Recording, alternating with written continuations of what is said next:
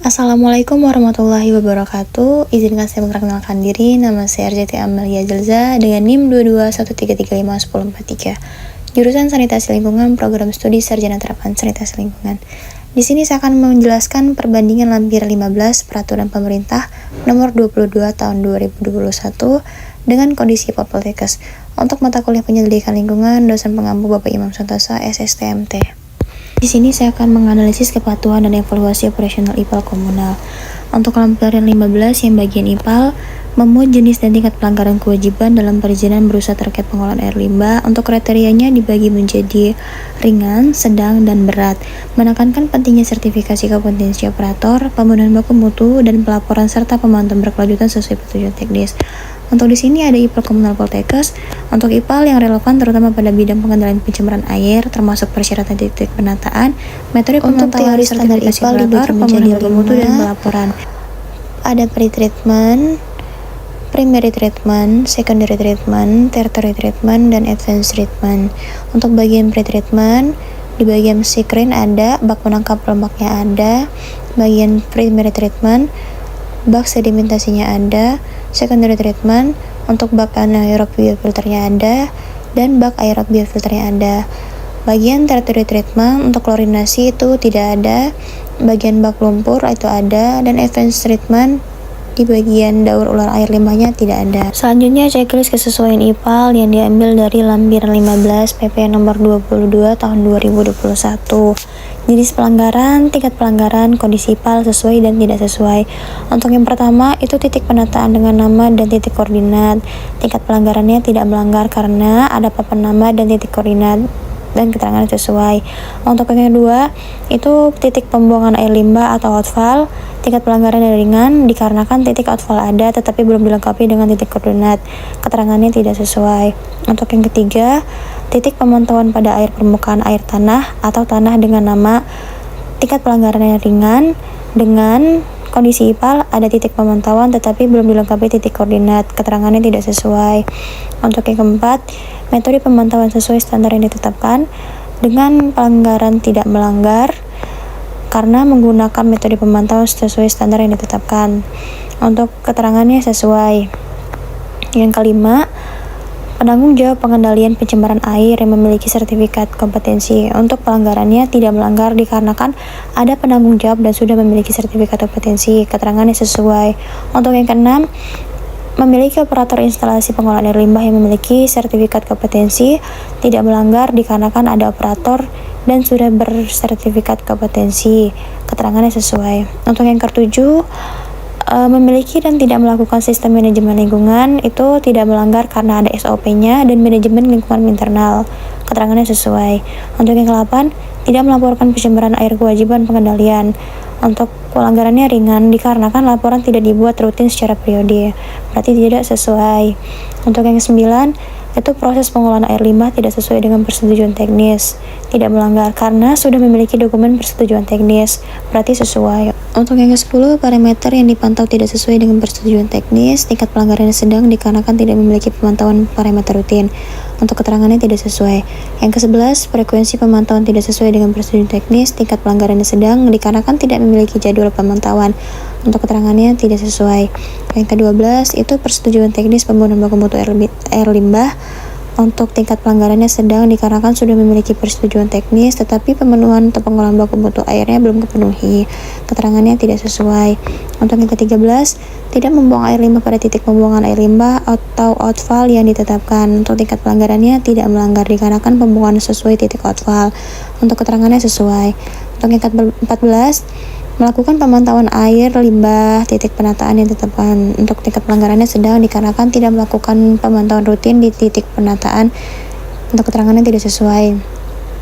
Untuk yang ke-15, tidak memiliki titik penataan. Untuk tingkat pelanggarannya tidak melanggar dikarenakan ada titik penataan. Untuk keterangannya sesuai. Untuk yang ke-16, tidak melakukan pemantauan air permukaan atau air tanah. Untuk tingkat pelanggaran sedang dikarenakan tidak melakukan pemantauan air permukaan. Untuk keterangannya tidak sesuai. Untuk yang ke-17, tidak memiliki sistem tanggap darurat pencemaran air. Untuk tingkat pelanggarannya sedang dan dikarenakan tidak memiliki sistem tanggap darurat. Untuk keterangannya tidak sesuai.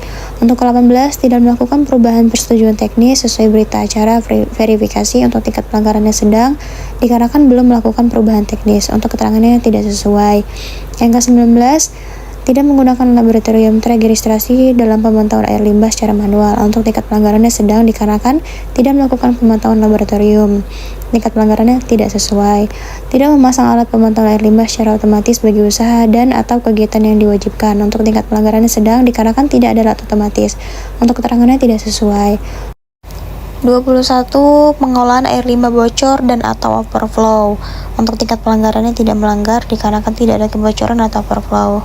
Keterangannya sesuai. 22. Tidak memisahkan saluran air limbah dengan saluran limpasan air hujan. Untuk tingkat pelanggarannya tidak melanggar dikarenakan saluran terpisah. Untuk keterangannya sesuai. Untuk 23. Tidak memiliki alat ukur debit air limbah. Tingkat pelanggaran tidak melanggar dikarenakan ada alat ukur debit manual. Untuk keterangannya sesuai. 24. Melakukan pengenceran air limbah dalam upaya penataan batas kadar yang dipersyaratkan. Untuk tingkat pelanggarannya sedang karena tidak ada pengolahan yang memadai, cenderung dibuang tanpa proses pengenceran. 25. Tidak memenuhi baku mutu air limbah. Tingkat pelanggaran disesuaikan dengan hasil perhitungan. Dikarenakan air limbah tidak diolah optimal, parameter kemungkinan melebihi baku mutu. Untuk keterangannya tidak sesuai. 26. Tidak melakukan pengolahan air limbah. Tingkat pelanggaran berat dikarenakan memiliki unit IPAL tetapi sedang tidak beroperasi. Untuk keterangannya tidak sesuai. 27. Pengolahan dan saluran air limbah tidak kedap air. Untuk tingkat pelanggarannya tidak melanggar dikarenakan saluran dan bak kedap air. Untuk keterangannya sesuai. Untuk ke-28.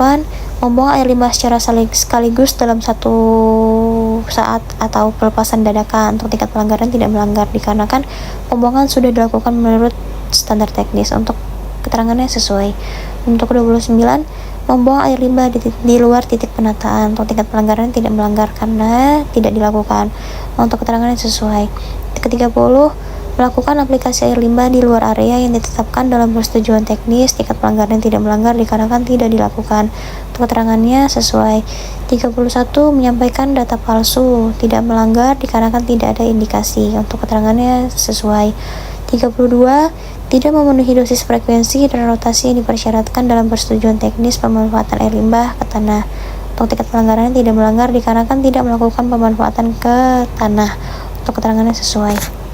Selanjutnya kesimpulan. Yang pertama, kepatuhan IPAL Poltekkes terhadap Lampir 15 PP nomor 22 tahun 2021 masih belum sepenuhnya terpenuhi dikarenakan beberapa aspek seperti titik penataan, pertanggungjawab pengendalian pencemaran air bersertifikat, dan pelaporan telah sesuai dengan ketentuan.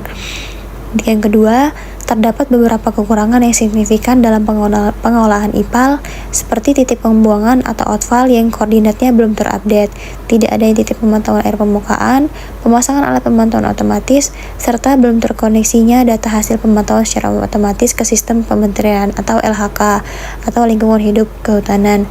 Yang ketiga, penggunaan metode pemantauan dan SOP belum sepenuhnya mengikuti standar terbaru atau SNI, serta sistem manajemen lingkungan dan sistem tanggap darurat pencemaran air sedang dalam proses implementasi. Untuk saran, yang pertama perbaiki dan update koordinat titik pembuangan atau outfall, serta lengkapi titik pemantauan air permukaan atau air tanah dengan nama dan koordinat yang sesuai. Yang kedua, pasang alat pemantauan otomatis dan pastikan data hasil pemantauan terhubung secara langsung dengan sistem Kementerian Lingkungan Hidup dan Kehutanan yang disebut LHK. Yang ketiga, tingkatkan implementasi SOP pemantauan sesuai standar terbaru yang disebut SNI dan pastikan seluruh operator IPAL memiliki sertifikasi kompetensi. Mungkin cukup sekian penyampaian dari saya tentang perbandingan lampiran 15 dengan IPAL Poltekkes.